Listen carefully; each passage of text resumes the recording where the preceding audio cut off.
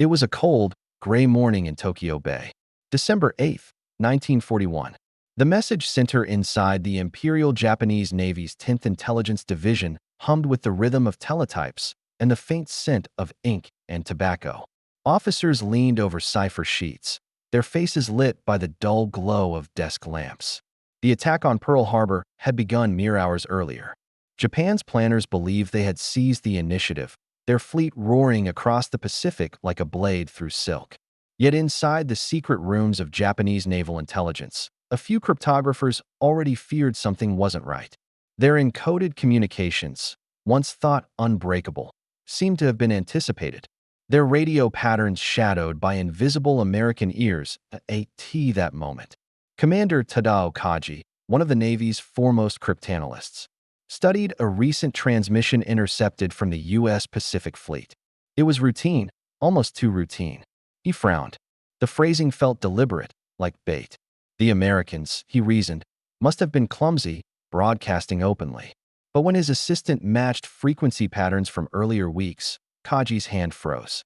The Americans had shifted encryption structures with uncanny precision, as though they'd foreseen Japanese code habits before they even formed. Months earlier, Japan's cryptography division had invested immense faith in its own systems, especially the so-called JN series naval ciphers. Complex machine-generated codes developed from the type A red and later the type B purple systems. The purple cipher, powered by an intricate stepping switch system similar to a telephone exchange, was Japan's pride. Its mechanical elegance seemed invulnerable. Yet unbeknownst to Tokyo, inside a small, airless room in Washington, D.C., a team of American codebreakers had already penetrated it, long before Pearl Harbor.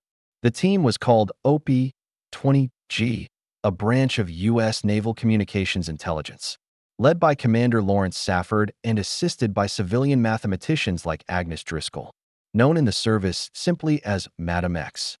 Throughout the 1930s, Driscoll and her small group had quietly reconstructed Japan's cipher systems by sheer logic and patience.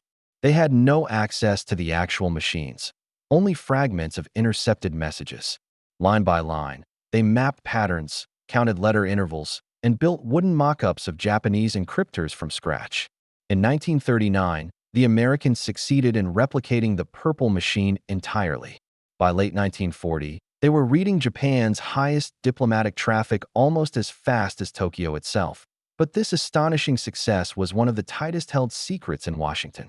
Only a handful of officers in the Army's Signal Intelligence Service and the Navy's OP-20G knew the truth. The Japanese, confident in their layered security, never imagined that their messages describing negotiations, deployments, and even ambassadorial cables from Berlin to Tokyo were being read word for word by the very enemy they sought to deceive. In early 1941. The decrypted Japanese messages revealed an extraordinary level of insight into Tokyo's thinking. American intelligence officers learned of Japan's oil desperation, its diplomatic gambits, and even specific naval readiness states. Yet Washington's internal politics, bureaucratic bottlenecks, and disbelief among senior officers prevented these decrypts from being fully leveraged. That would change after December 7th. When Japanese codebreakers later reviewed intercepted Allied traffic from the Pacific, they expected chaos. Instead, they found rapid, precise coordination. American convoys moved without pattern. Their ship-to-ship communications carried layers of masking phrases, decoys, and routing tricks. It was as if their entire radio network had been re-engineered overnight. One Japanese analyst, Lieutenant Nobuhiko Endo, later described it as like chasing a ghost. Every time we closed in, the signals dissolved into nothing. What Japan didn't realize was that the Americans had anticipated this cryptographic war. In 1939, the United States had already begun establishing radio intercept stations across the Pacific, Guam, Hawaii, Corregidor, and Dutch Harbor. These Y stations, as they were known, monitored Japanese transmissions day and night. Operators recorded frequency logs, atmospheric conditions, and directional bearings, feeding them into a growing matrix of intelligence. By 1941, the Americans not only knew Japanese code frequencies but also had built a behavioral model of the operators sending them. The Japanese had their own talented cryptographers, men and women trained in mathematics and radio science at Tokyo Imperial University, but they labored under a rigid military culture. Requests for better encryption equipment were often dismissed as unnecessary. "Our codes are divine," one admiral famously declared. The hubris was fatal. As 1942 unfolded, cracks began to widen. The Americans, reading portions of JN 25, the Imperial Navy's operational code, detected references to an objective labeled AF. Station HYPO. Under Commander Joseph Rockeford in Pearl Harbor, deduced AF was Midway. That revelation would turn the tide of the Pacific War. In contrast, Japan's cryptographers struggled. They could read only fragments of American communications, mostly low-level administrative chatter. The Americans rotated code systems frequently, introduced unpredictable dummy traffic, and deployed multiple layers of encryption for strategic messages. Japanese analysts assumed these were acts of desperation. No one could be that thorough unless they feared compromise. But the truth was darker. American cryptography had been compromised years earlier. During peacetime. In 1937, a careless distribution of Navy communication manuals, captured by Japanese agents in the Philippines, gave Tokyo limited insight into older American systems. Early in the war, Japan used these manuals to decipher outdated fleet signals. For a brief window, they read American messages, believing they had broken into the enemy's mind. But when the U.S. introduced new versions of its A1 and B12 ciphers, that window slammed shut. The Japanese believed they were still reading authentic intelligence when, in fact, many of those American signals were deliberate decoys planted to mislead them. Inside Tokyo's Naval General Staff, doubts deepened.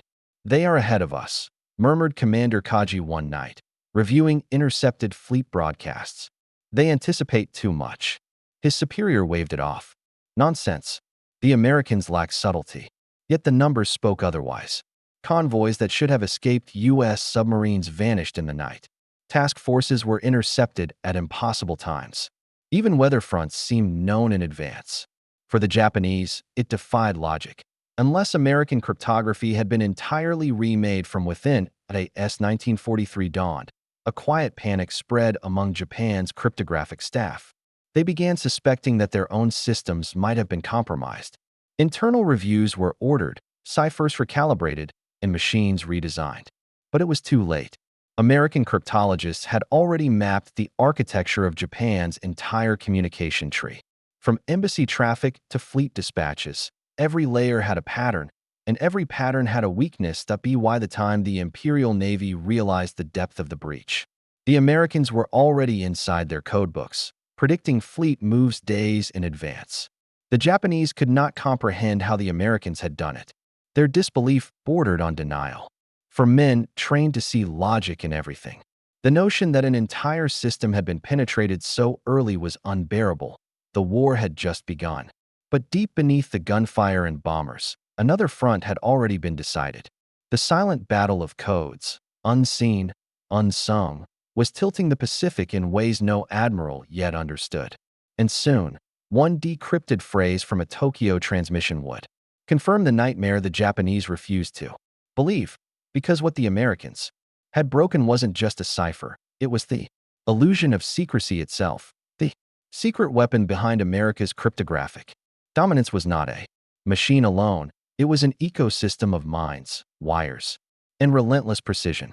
At its heart lay the code-breaking teams of the U.S. Navy's OP-20G and the Army's Signal Intelligence Service, later unified under the umbrella of MAGIC. While the Japanese trusted mechanical perfection, the Americans mastered mathematical improvisation, blending engineering, intuition, and mass production of logic itself. By 1942, this fusion had created the most formidable intelligence network on Earth. The Americans called their cryptographic architecture SIGINT, or signals intelligence. Its foundation rested on interception. Thousands of operators scattered across the Pacific, from the listening posts at Guam and Midway to the cold cliffs of Dutch Harbor in Alaska. These operators worked around the clock, typing out endless streams of coded chatter on typewriters linked to paper reels. Every transmission was logged by frequency, bearing, and time, then sent to central analysis centers where cryptanalysts, men and women barely out of college, translated patterns into meaning. U.S. Naval Communications Intelligence Report, January 1942. But what stunned Japanese observers after the war was how early the Americans had built this network. The first intercepts of Japanese military codes were captured as far back as 1930. By 1935, the U.S. had already begun cross-correlating Japanese radio habits across multiple locations using triangulation, a primitive form of networked intelligence. The data, once decoded, painted a moving map of Japanese fleet behavior long before war was even declared. Signal Intelligence Division Archive, 1938. The breakthrough, however, came not from brute force, but from engineering genius. While Japan relied on its purple cipher machine, a handcrafted electromechanical marvel, the Americans developed their own countertool, a machine known as the analog, a wooden and metal reconstruction of purple built entirely from intercepted clues. Agnes Driscoll and her team of mathematicians, including cryptanalyst Leo Rosen, spent over a year reverse engineering purple's logic without ever seeing the original. The resulting replica was accurate down to its wiring sequence.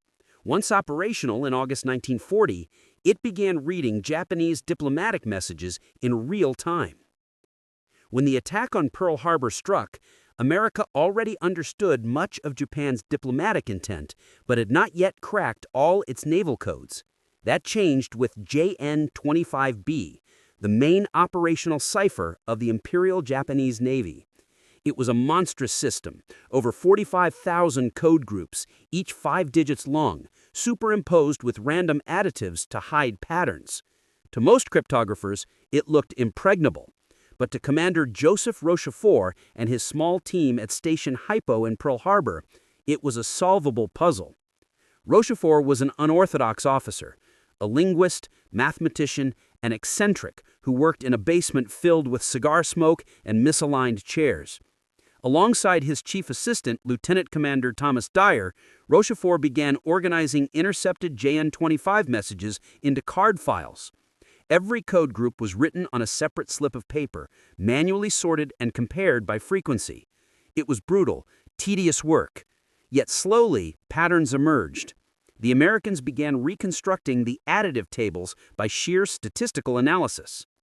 Meanwhile, on the Japanese side, the same diligence was absent. Their analysts were underfunded, lacking proper typewriters and data processing tools. They relied on manual transcription and intuition, while the Americans began integrating IBM punch card tabulators to automate pattern analysis.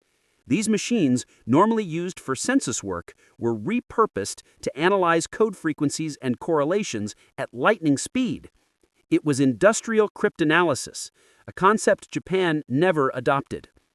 In April 1942, this new intelligence weapon was tested in combat, the Battle of the Coral Sea. For the first time in naval history, opposing fleets would engage entirely by aircraft, never sighting one another. The Americans, reading fragments of Japanese naval traffic, deduced that the enemy planned to strike Port Moresby. The descripted dispatches referred to MO operation. Station HYPO's analysts identified fleet designations, departure dates, and even refueling points. Admiral Chester Nimitz made a calculated gamble, positioning Task Force 17 under Admiral Frank Jack Fletcher to intercept.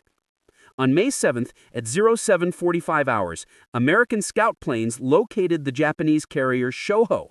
Within minutes, waves of dauntless dive bombers screamed down through the clouds. "Scratch one flat top," radioed Lieutenant Commander Robert Dixon after the carrier erupted in flame. The Japanese believed the attack was sheer coincidence. In truth, it was the first tactical victory built on code breaking. The Coral Sea taught the Americans a crucial lesson. Partial decrypts could still shape strategy. The messages didn't need to be fully solved. Even fragments of route data or call signs could guide fleets into perfect ambush positions. Over the next month, this method reached its zenith at Midway. Rochefort's team had intercepted references to an upcoming operation labeled AF. Through careful manipulation, they tricked the Japanese into confirming that AF referred to Midway Island by sending a fake radio message about a water shortage. Hours later, a Japanese coded message reported that AF was short of water. The ruse worked perfectly. Armed with that knowledge, Nimitz concentrated his carriers northeast of Midway. When the Japanese fleet under Admiral Yamamoto advanced, believing surprise was theirs, the Americans were already waiting. Rochefort's team had intercepted references to an upcoming operation labeled AF. Through careful manipulation, they tricked the Japanese into confirming that AF referred to Midway Island by sending a fake radio message about a water shortage. Hours later, a Japanese coded message reported that AF was short of water. The ruse worked perfectly. Armed with that knowledge, Nimitz concentrated his carriers northeast of Midway. When the Japanese fleet under Admiral Yamamoto advanced, believing surprise was theirs, the Americans were already waiting. Intercept log, Station HYPO, June 1942. On June 4, 1942, before dawn, the Battle of Midway erupted. American codebreakers had predicted not only the attack date, but also the order of Japanese carrier movements. As the Akagi, Kaga, and Soryu launched their air groups, American squadrons rose from Midway's runways, guided by precise intercepts. At 10:20 hours, 3 Japanese carriers were ablaze. In minutes, Japan's naval supremacy in the Pacific was shattered. U.S. Naval Action Report, June 1942. Back in Tokyo, the shock was indescribable. Cryptographic officers pored over surviving dispatch logs, searching for any leak or breach. None could be found. They could not have known, one senior analyst insisted, refusing to believe that Japanese ciphers were broken. Others blamed reconnaissance, spies, or coincidence. Only a few, like Commander Kaji, whispered the forbidden thought: "Our codes are transparent."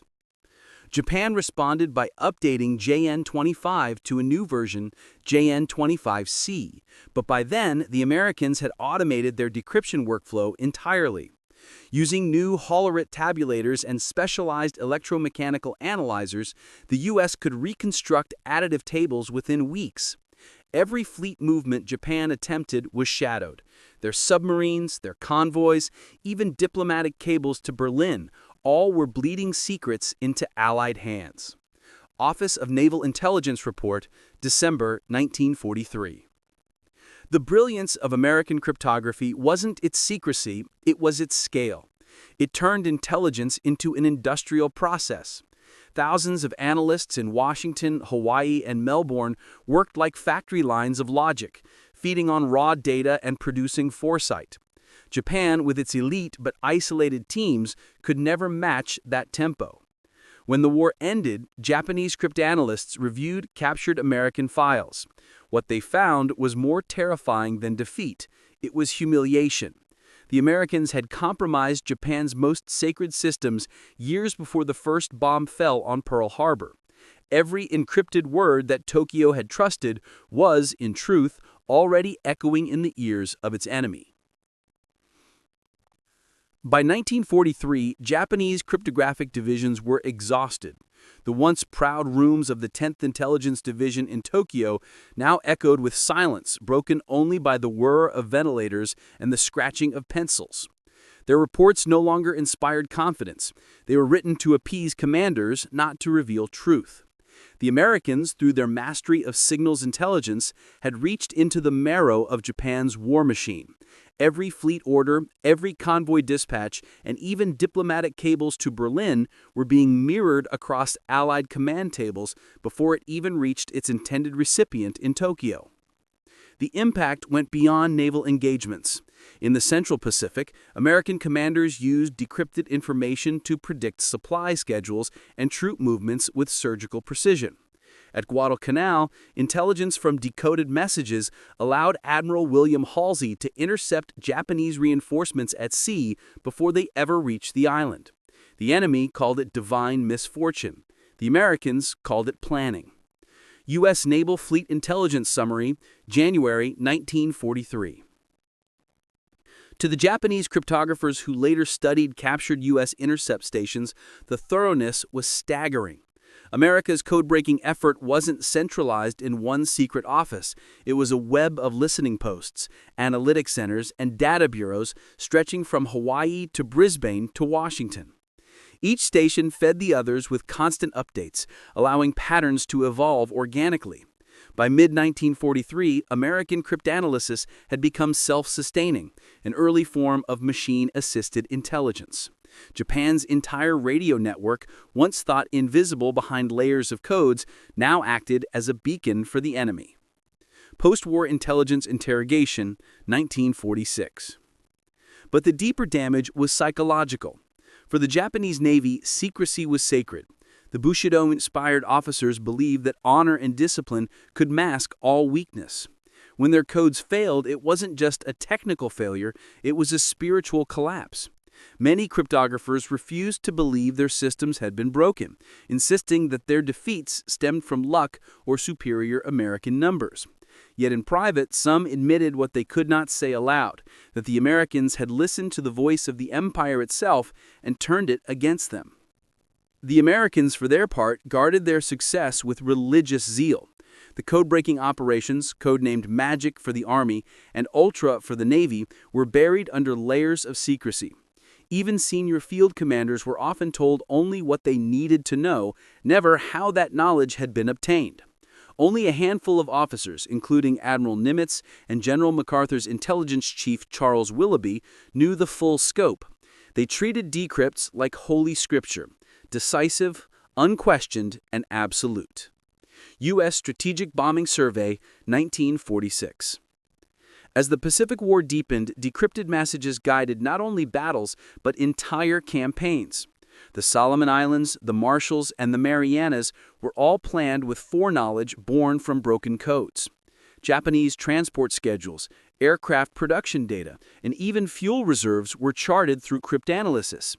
Every time Tokyo changed its cipher keys, American analysts adapted within weeks. It was a war of adaptation, and Japan, bound by hierarchy and pride, could not move fast enough. One telling episode occurred in early 1944 as Japan attempted to reposition its combined fleet to defend the Marianas. American intercepts revealed the movement of Admiral Ozawa's carriers days before they sailed. Admiral Raymond Spruance, commanding the U.S. Fifth Fleet, laid his trap accordingly. On June 19th, the Battle of the Philippine Sea erupted, the so-called Great Marianas Turkey Shoot. Over 350 Japanese aircraft were destroyed in a single day. Pilots barely found their targets. Their fuel calculations had been anticipated. To Japan's surviving cryptographers, the realization was unbearable. The Americans had read their plans before the planes even took off. Pacific Fleet Intelligence Report, June 1944. Inside Japan's intelligence community, morale disintegrated. Some analysts were reassigned to meaningless clerical work, others were sent to the front. Commander Kaji, the veteran cryptographer who had once warned of American foresight, was reassigned to logistics duties in Rabaul. There, amid the tropical heat and constant bombardment, he understood the bitter truth. Japan had lost not just its fleets, but its secrecy. When one's words no longer belong to oneself, he wrote later, the war is already lost.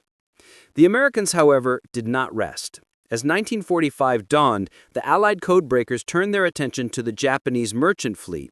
The systematic decoding of logistics routes enabled a devastating submarine campaign. In 6 months, Japan's oil imports dropped by nearly 90%. Merchant ships hunted with mathematical precision disappeared into the sea at a rate Japan could not replace. For the Japanese population, the consequences were immediate: fuel shortages, blackouts, and starvation. The war's end was now a matter of arithmetic. Office of Naval Intelligence Economic Warfare Analysis, March 1945. When Japan finally surrendered in August 1945, a handful of surviving codebreakers were interrogated by U.S. officers. They were stunned not by American firepower, but by its informational dominance. One Japanese officer reportedly asked, "When did you begin reading our traffic?" The American interpreter hesitated, then replied, "Before the war began." Silence followed. It was the silence of understanding, the realization that the war had been lost, not in the skies or on the seas, but in the wires. In the post-war years, America's cryptographic success evolved into a new doctrine: information supremacy.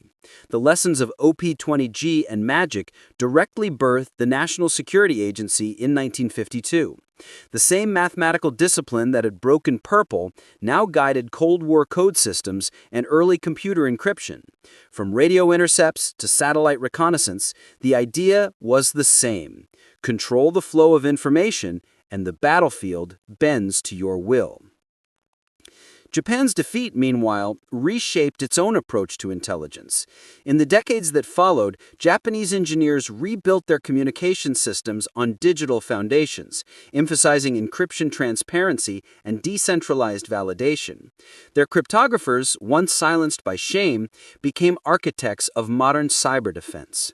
But in 1945, as Tokyo lay in ruins, that future was unimaginable. The legacy of America's wartime code-breaking was twofold. It demonstrated that information, not bullets, could determine victory. And it revealed the human paradox at the heart of war. The more connected a nation becomes, the more fragile its secrets grow. For every admiral and general who celebrated victory, there were thousands of unsung engineers and technicians who had made it possible. In dimly lit rooms from Washington to Melbourne, they fed paper reels through IBM tabulators, cross-checked columns of ciphers, and built machines that turned noise into foresight.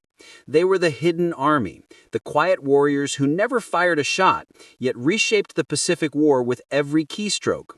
When the Japanese cryptographers studied captured Allied machines after the war, they were awed. What they had taken for divine luck was in fact human precision, a system so methodical, so all-encompassing, that even randomness had been mapped. Their science, one Japanese officer wrote, was their faith. In the end, the war of codes became the blueprint for modern intelligence. Every satellite link, every cyber defense grid, every encrypted message today carries the DNA of those early years, the collision of logic and will, of secrecy and revelation. As one American cryptanalyst reflected years later, staring at the faded cipher sheets that had once charted Japan's downfall, "We never fought them in silence. We fought them in their own words." And so, from the ashes of Tokyo to the glow of Washington's cryptologic vaults, the lesson endures. In war, truth is the rarest weapon, and once broken, no code can ever be made whole again. Tomorrow one, I challenge you, subscribe to this channel, like this video, and share it with at least 3 people. Because if you learn something today that history